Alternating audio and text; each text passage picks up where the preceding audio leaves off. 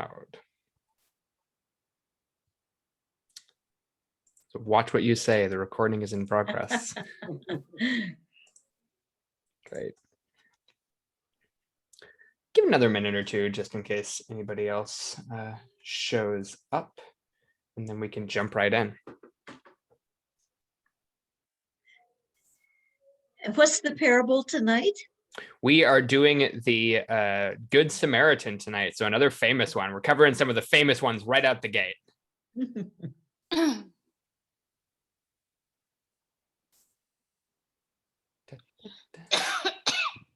My dog is sitting under my chair. What kind of dog do you have, Pam? I have a miniature schnauzer. Ah, all right. Okay, so do I. Who said that? Mark. Ah, what's your dog's name? Bo. Oh, so what color is it? Was more black when he was a puppy, but as he's growing older, he's getting more gray, as we all do. How old is he? He's 5. Oh, okay. My dog's 9. Oh. Senior citizen, but she's in pretty good shape. What's her name? Piper. Piper. Are Bo's ears cropped or not? His ears are not cropped. Yay. His tail is, but his ears are not. Yeah, I like that. Floppy ears. Yes. They definitely add personality. Hi, Linda. Hi, Sarah. Hi, Pam. How are you? I'm fine. How are you? Good. Are you in your car? I'm in my car. I was sitting at home and just dying. It's 88 in my living room. It hasn't even started getting cooler yet. Oh, wow. Every fan I own running and everything that opens is open. And I just said, I have to get out of here. I'm sitting at the park under a bunch of trees. Oh, nice. That's a good Right. place to be. Yeah, I do that often. Awesome.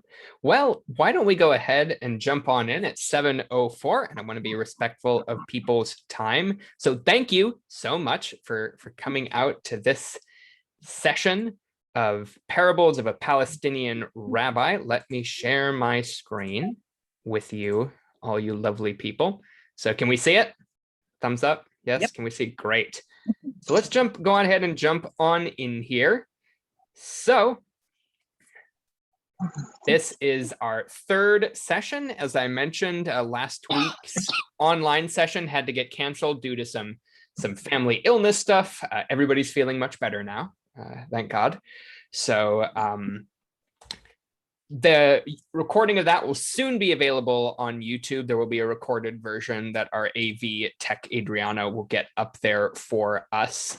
In the meantime, so last week we talked about, or we're going to talk about, the prodigal son and the art of retelling. This week we've got a Jew and a Samaritan walk into a bar, the Good Samaritan, and combating anti-Semitism.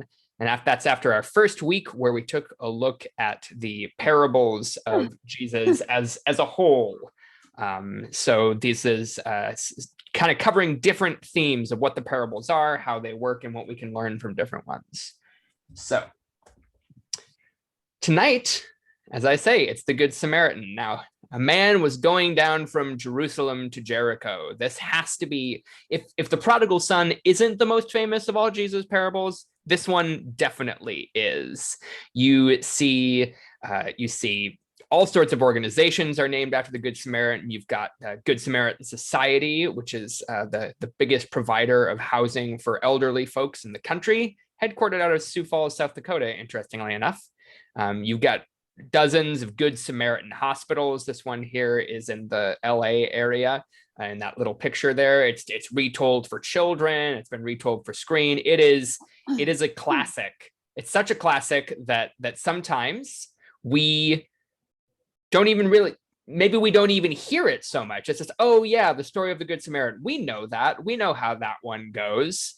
And there have been 2,000 years of people interpreting what this parable has meant, 2,000 years of people giving readings about it.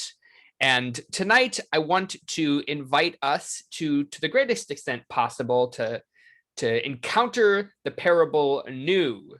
You know, in our first session of the class, we showed, for instance, I talked about St. Augustine gave this extremely well thought out and clever reading of the parable of the Good Samaritan, where every single element of the story is an allegory for something else. And there's nothing wrong with that.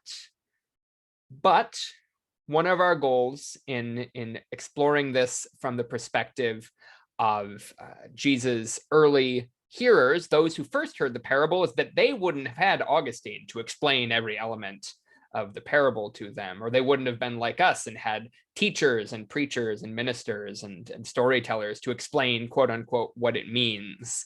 The Good Samaritan would have been a new story to them. And so we're going to try, if we can, from our 21st century perspective, to get a little inside the heads and a little inside the context of those first hearers of Jesus' parable.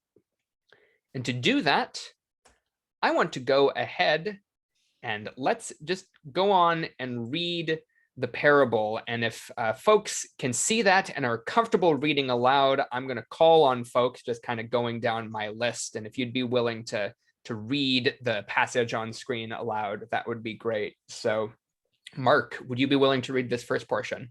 I will try. Great.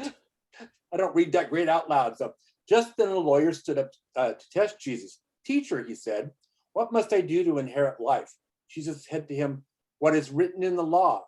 What do you read there? He answered, you should love your God with all your heart and with all your soul and all your strength and with your mind, and your neighbor as yourself, Jesus. And Jesus said to him, you have given the right answer. Go and do this and live. Thank you. Sarah. Wanting to justify himself, he asked Jesus, and who is my neighbor? Pam.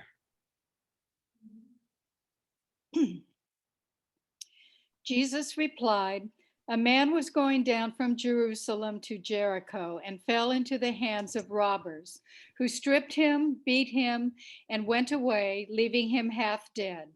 Now, by chance, a priest was going down that road, and when he saw him, he passed by on the other side. So likewise, a Levite, when he came to the place and saw him, passed by on the other side. Linda, if you're able. Sure. But a Samaritan, while traveling, came near him. And when he saw him, he was moved with pity. He went to him and bandaged his wounds, having poured oil and wine on him.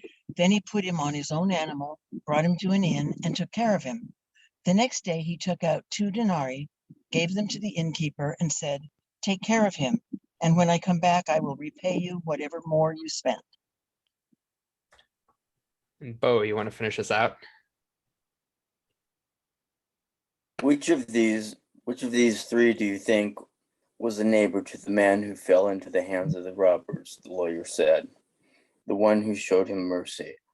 Jesus said to him, go and do likewise. Go and do likewise.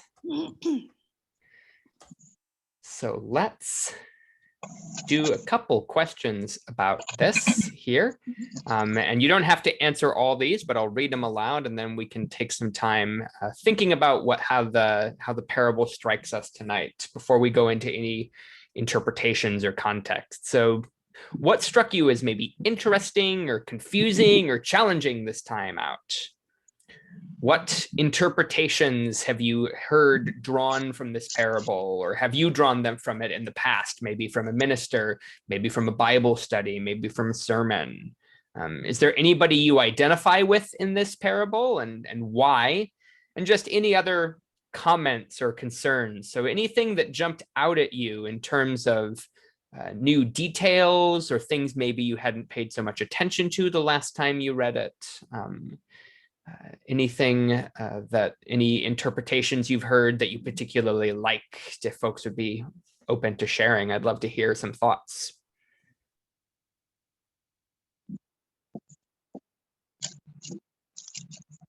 Yeah, Pam.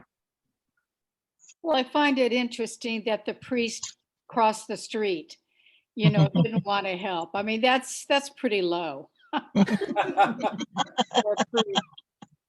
I mean, Low. Uh, oh, it's pretty shocking, actually. Yeah, absolutely. Thanks, Pam. Anybody else have any thoughts? Mark, go ahead. I'm surprised how short it is.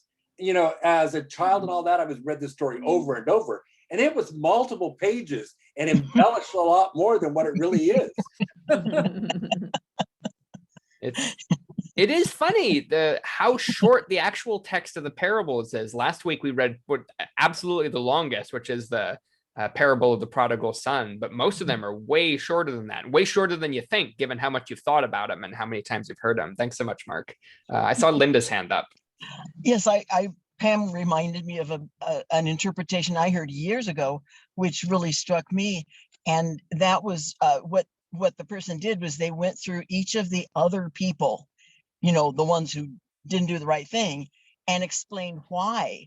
And it was really interesting because he explained why the priest crossed over to the other side, because if he had touched this injured person, then he would have been unclean and would have not been able to do his